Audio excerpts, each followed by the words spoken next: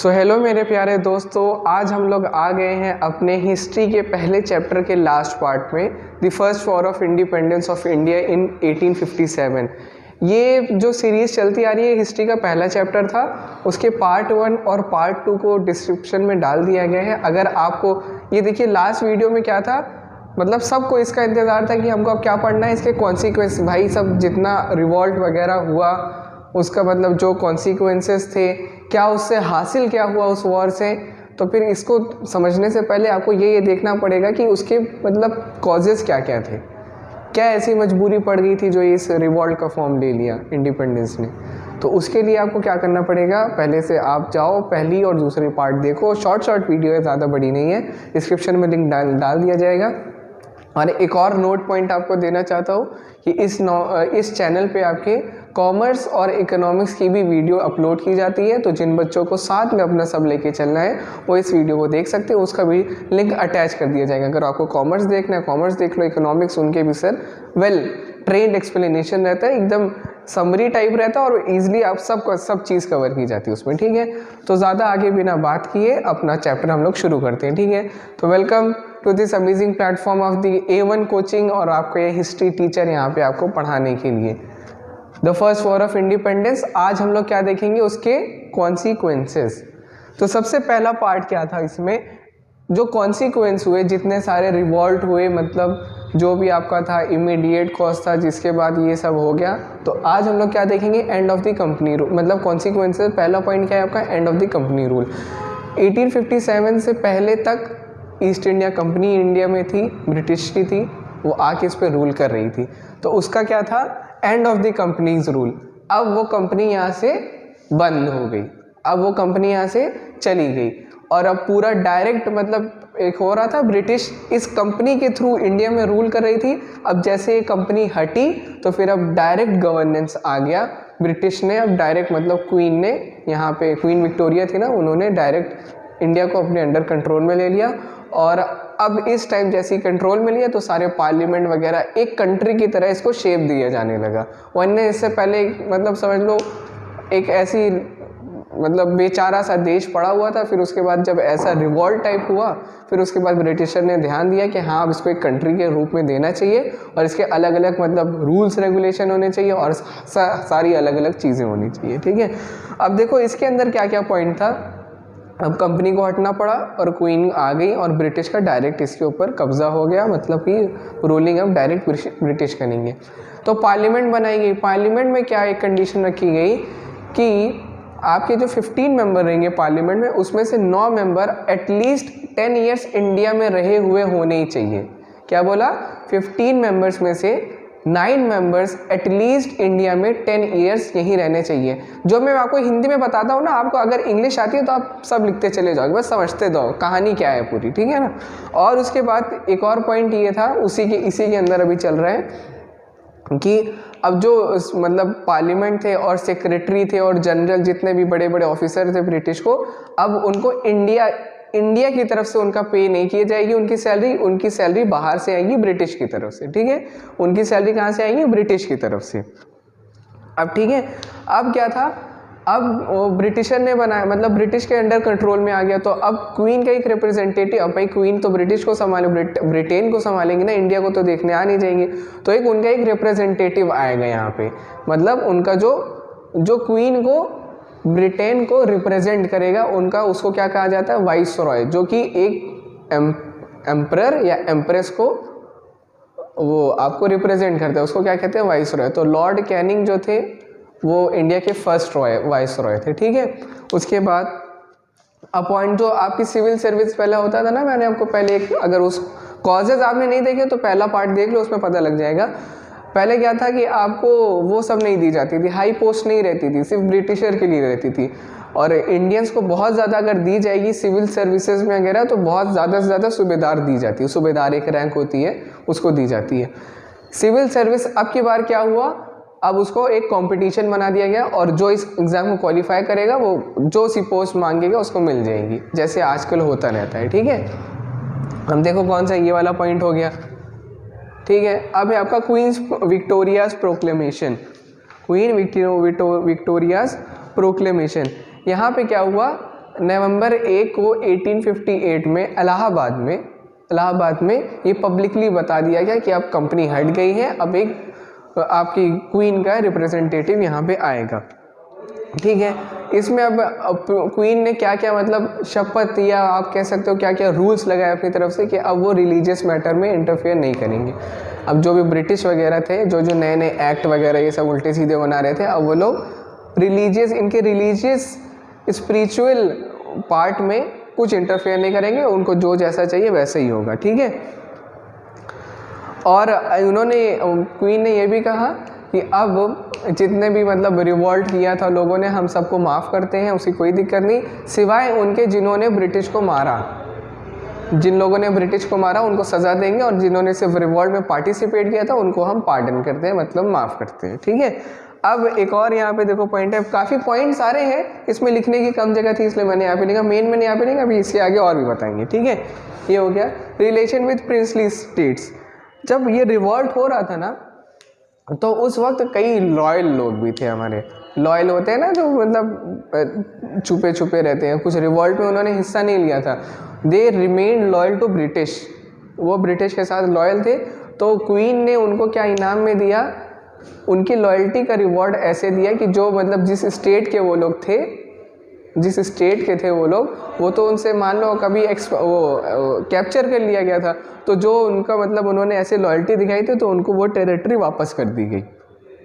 ठीक, वो जो उन्होंने लॉयल्टी दिखाई उसके रिवॉर्ड में उनको उनकी जो थी टेरिटरी वापस कर दी गई। लेकिन उनको एक कंडीशन ये थी कि तुम रहोगे तो यहीं के रूलर, लेकिन पूरे इंडिया में हमारा राज चलेगा, हम यहाँ की क्वीन है, लेकिन तुम बस इतने से इतनी सी जगह के तुम ही मालिक हो। तो वो उतने में खुश थे। कई होते हैं कई सारे लोग, कई देखो होते हैं ना, कई लोग होते हैं जो सोसाइटी के वेलफेयर के लिए सोचते हैं, कई लोग होते हैं अपने अपने के लिए सोचते हैं। एक ही वाला पॉइंट हो गया। अब ये देखो क्या था, ब्रिटिशर ने सोचा कि अब देखो अब हम इनके साथ, अब इनके बार देखो होता है ना कि अगर मान लो ऐसा हो जाता है कि अगर किसी की हिम्मत पड़ गई एक बार करने के तो वो काम बार बार कर सकता है, चांसेस बढ़ गए। तो ब्रिटिश ने ये सोचा कि अब अगर हम इस तरह की उल्टी सीधी हरकत करेंगे तो फिर ये हमारे खिलाफ रिवॉल्ट मचा सकते हैं। ठीक, रिवॉल्ट मचा सकते हैं।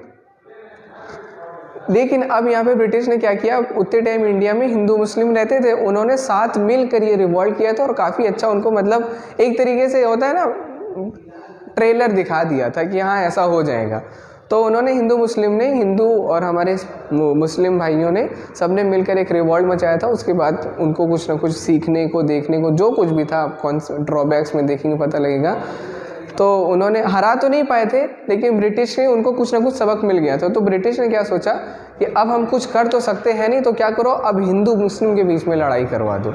हिंदू मुस्लिम के बीच में लड़ाई करवाओ। वो लोग क्या करते थे, हिंदुओं की एक अलग कम्युनिटी बना थी, उनको बीच में से सेपरेट कर दिया गया कि तुम अलग कम्युनिटी हो, तुम अलग कम्युनिटी हो, तुम अलग कम्युनिटी हो। उनको अलग अलग कुछ इनाम रिवॉर्ड देते और फिर बताते थे देखो उनको ऐसे मिल रहा है। फिर मतलब इधर उधर भड़काते थे, तो बीच में जो उनके फ्रेंड वाले रिलेशन थे वो कम होते चले गए और बीच में से बॉन्ड टूट गया उन लोगों का, और वो लोग बिल्कुल अलग अलग रहने लगे। तो इससे क्या हो गया कि वो अब ना कि ब्रिटिश के मामले में पढ़ने के बजाय अपने में ही इंगेज रहते थे। हाँ, उसने हमको ये कह दिया, हमने उसको वो कर दिया, हमने उसको वो कर दिया।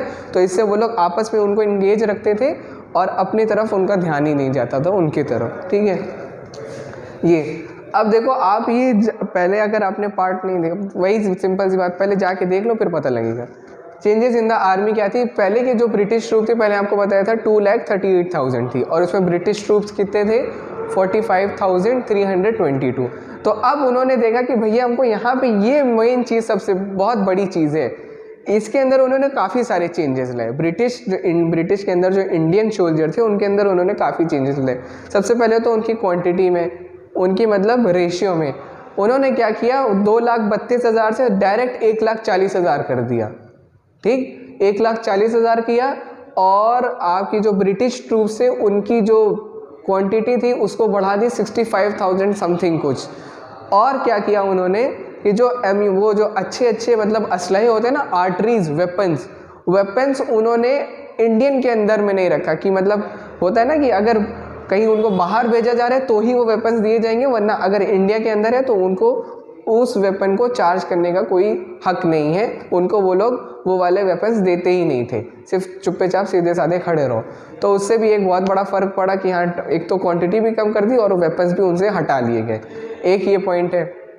और क्या किया गया, सबसे मेन चीज़ क्या थी, जब ये लोग हिंदू मुस्लिम वाला कर दिए थे तो उन्होंने इंडियन सोल्जर की तरफ जो मतलब न्यूज़पेपर वगैरह होते हैं ना, सब जाते हैं न्यूज़पेपर वगैरह, न्यूज़पेपर जो जनरल्स होते हैं उनसे मतलब पूछताछ करने के लिए, जो उनसे मतलब उनके हाल पूछते रहते हैं, न्यूज़पेपर जनरल और जो मैगज़ीन वगैरह उनके लेके छपती है, उन सबको वहाँ पे जाने से बैन कर दिया कि भैया तुम वहाँ नहीं जाओगे, ताकि इंडियन आर्मी को ये बाहर के इशू ना पता लग पाए, ये अपने में ही रहें और यहीं जिए, बाकी इनको बाहर का ना पता लग जाए। तो उन्होंने सारा ये जो मतलब था ना कि बाहर की जो इंडिया में क्या चल रहा है, ये चीज़ कट कर दी, बिल्कुल कट कर दी कि अब इनके बारे में इनको कुछ इन्फॉर्मेशन पता नहीं लग पाएगी। ठीक है, अब देखो ये क्या हो गया।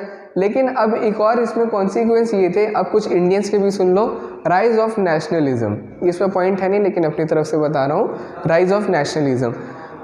नेशनलिज्म अभी एक अगला चैप्टर भी आएगा, ग्रोथ ऑफ नेशनलिज्म, उसमें पूरा डिटेल से पढ़ोगे। लेकिन अभी मैंने आपको बताया ना कि कुछ कॉन्सिक्वेंस है, कुछ सीखने को मिला। इंडियंस को क्या लगा कि हाँ अब हम कुछ ना कुछ कर सकते हैं, और उनके दिमाग में था हाँ जो शहीद हुए हैं उनकी ज़रा याद करो कुर्बानी। तो मंगल पांडे, रानी लक्ष्मीबाई और जो लोग मतलब मारे गए या शहीद कर दिए गए, तो उनको उनके देख में एक मतलब हीरोइज़्म पैदा हुआ कि हाँ वो हमारे हीरो हैं, हमको भी उनकी तरह कुछ करना चाहिए, अपने देश के लिए कुछ करना पड़ेगा। ठीक है, और एक लास्ट पॉइंट है वाइडनिंग ऑफ गल्फ। जैसे आपको मैंने पहले ही बताया, उन्होंने अपने को छोड़ के मतलब ये मिलकर हमारी तरफ दोबारा एक रिवॉल्ट ना कर दें, एक दोबारा एक जंग ना छेड़ दें, इससे पहले कि इनकी कम्युनिटी को ही अलग कर दो, इनके बीच में दरार पैदा करो, इनको दूर करो, ताकि अपने में इंगेज रहें और हमारी तरफ इनका ध्यान ही ना जाए। ठीक है, तो ये थे आपके सारे कॉन्सिक्वेंसेस, सारे पूरे कर लिए गए। और अब हम आएंगे ड्रॉबैक्स ऑफ दी वॉर। क्या भैया मतलब क्या ऐसे ड्रॉबैक्स से होता है ना कि मतलब कभी आप हार जाते हो तो फिर एनालाइज करते हो हाँ क्या मेरे अंदर कमी थी कि हम ये नहीं जीत पाए। तो वैसे ही इंडियंस के अंदर क्या ये कमी थी कि वो लोग ये वॉर नहीं जीत पाए। तो उसमें सबसे पहले ड्रॉबैक क्या था, लैक ऑफ कोऑर्डिनेशन। भाई क्या हुआ, उतने टाइम तो टेलीग्राम व्हाट्सएप वगैरह का ज़माना था नहीं, सब चिट्ठियाँ चलती थी वहाँ पे। तो चिट्ठियों से मतलब इतना वेल ऑर्गेनाइज्ड मैनर नहीं था, एक अच्छा कोऑर्डिनेशन नहीं था उनके बीच में कि हाँ मतलब होता है ना मार मार मार मार पबजी, ऐसे नहीं, ऐसा कुछ नहीं था। उन लोगों को बस कई महीनों बाद जाके चिट्ठी वगैरह होती थी, तो उसमें लोगों को समझ आता था कि हाँ यहाँ पे हो रहा है। तो एक कोऑर्डिनेशन नहीं बन पाया कि कब किसको साथ में करना चाहिए, कभी कहीं से हो जा रहा है, कभी कहीं से हो जा रहा है, कभी कहीं से हो जा रहा है। तो ऐसे वो बहुत अनडिस्ट्रीब्यूटेड था। अगर सब साथ मिलके करते तो एक चांस था कि हाँ जीत सकती थी इंडिया, अपनी इंडिया जीत जाती।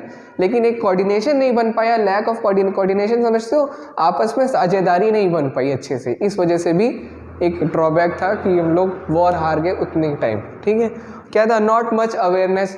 अब देखो क्या था, मैंने आपको पहले बताया था सेंट्रल इंडिया में काफ़ी सारे ग्वालियर, झांसी, फैज़ाबाद, इलाहाबाद, कानपुर, ये जो सब सेंटर के हैं, इनमें ये सारे, दिल्ली वगैरह भी, ये इनमें ये सब अवेयरनेस फैली थी। बाकी जो सदर्न, वेस्टर्न, ईस्टर्न और आपकी जो नदर्न पार्ट है, नॉर्दर्न, सदर्न, ईस्टर्न, वेस्टर्न, इन सब पार्ट में ज़्यादा इतनी अवेयरनेस नहीं थी। और आपको ये भी बता दूं कि वो जो बॉम्बे वगैरह के, बॉम्बे और मद्रास के जो मर्चेंट थे, इंडियन मर्चेंट, उन्होंने भी कुछ साथ नहीं दिया था, क्योंकि उनके जो ब्रिटिश मर्चेंट थे उनसे काफ़ी अच्छा लेना देना था, उनका मुनाफा भी ब्रिटिश मर्चेंट के साथ ही अच्छा रहता था। तो उन्होंने सोचा कि अगर हम इनके साथ अगर रिवॉल्व कर देंगे तो हमारा प्रॉफिट रुक जाएगा, भाई पैसे के मामले में कौन करता है। तो उन्होंने भाग ही नहीं दिया। तो कई सारे स्टेट्स थे जिन्होंने लॉयल्टी दिखाई, कई ने कुछ मतलब शांत। राजस्थान एक ऐसा स्टेट था, राजस्थान, और एक और भूल रहा हूँ अभी, जो कि बिल्कुल शांत था, उसने कुछ किया ही नहीं। मेन सेंट्रल पार्ट में रिवॉल्ट हुआ था, बाकी जो साइड के स्टेट थे वहाँ पे कुछ हुआ ही नहीं। तो एक ये भी कह सकते हो कि अवेयरनेस भी नहीं थी, और एक ये थी कि मतलब वो अपने एक प्रॉफिट के चलते वो मतलब उसमें हिस्सा नहीं ले पाए अपना। ठीक है, lack of coordination, not much awareness और अनऑर्गेनाइज्ड वॉर था बिल्कुल। मतलब उनके पास असलहे वगैरह ये सब समझ लो कि मतलब वेपन्स ठीक नहीं थे, एम्यूनेशंस बिल्कुल ठीक नहीं थे, बाकी और मतलब सोल्जर्स बिल्कुल ऑर्गेनाइज नहीं थे। हाँ उनको पता तो था लड़ना है, लेकिन किस तरीके से होता है ना, मतलब कैसे टैकल करना है, कहाँ से हराना है, कहाँ से क्या करना है, वो चीज़ नहीं थी। तो वो भी एक बड़ा ड्रॉबैक था हमारा। ठीक है। अब ये क्या है, देखो loyalty of Indians toward britisher, वही आपको पहले बताया, जो बॉम्बे मद्रास के जो बड़े बड़े व्यापारी थे, इनका ब्रिटिश व्यापारियों के साथ बहुत अच्छा लेन देन था, इस पे उनको काफ़ी ज़्यादा प्रॉफिट भी मिलता था। और कई ज़मींदार भी थे जिनको बहुत अच्छा प्रॉफिट मिलता था, जिनकी बहुत अच्छी बॉन्डिंग थी ब्रिटिश से, तो वो लोग लॉयल रहे। और काफ़ी इंडियन स्टेट्स भी थे जो कि लॉयल थे, तो उन्होंने क्या किया, उन्होंने रिवॉल्ट में हिस्सा ही नहीं लिया। तो एक तो आधी संख्या तो यहीं पे खत्म, जिन्होंने साथ ही नहीं दिया। बीच में कुछ लोग बचे जो रिवॉल्ट कर रहे थे, वो भी अनऑर्गेनाइज था इधर उधर से, तो ये भी बहुत बड़ा ड्रॉबैक था। और लास्ट में क्या है, beginning of the war before fix date. एक होता है ना, एक फिक्स डेट को हम लोग सब लोग साथ में करेंगे, होना था ये वॉर, इस वॉर को होना था, यहाँ पे लिख दे रहा हूँ, इस वॉर को होना था मार्च में मंगल पांडे की डेथ हुई, मई 1 को रिवॉल्ट हो गया। लेकिन होना कब चाहिए था, फिक्स डेट थी इनकी, मई 29 को,